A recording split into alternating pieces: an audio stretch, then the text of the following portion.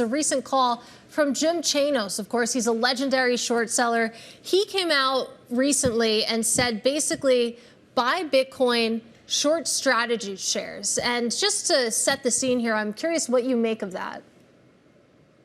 You know, I don't think he understands what our business model is. We're actually the largest issuer of Bitcoin-backed credit instruments in the world.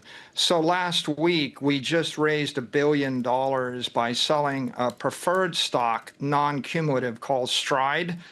That means we basically borrowed money that we never have to pay back, that we pay a dividend on, but we could suspend the dividend if we needed to.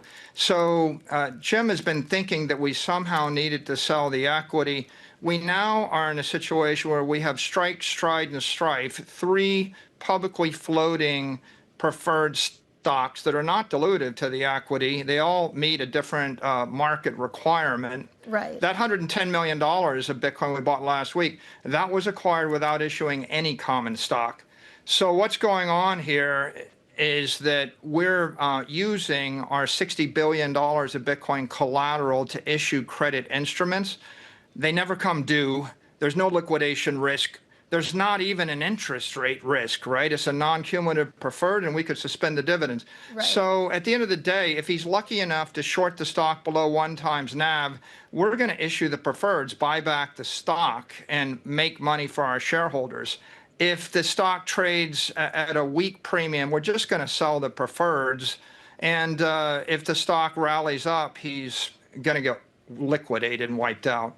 Well, let's talk about that premium, because that is the heart of his short call on strategy, as you point out here. So he said recently on a podcast that shareholders are paying around $220,000 for Bitcoin that trades at $110,000, but the company is doing everything it can to close that spread, which is great. There's a catalyst. So he's referring to the fact that you are selling your own shares and buying Bitcoin. But when it comes to the premium that strategy shares enjoy over the price of Bitcoin itself, do you think that that's sustainable? The fact that, like he points out, that basically the value of your company is trading at twice that of Bitcoin itself.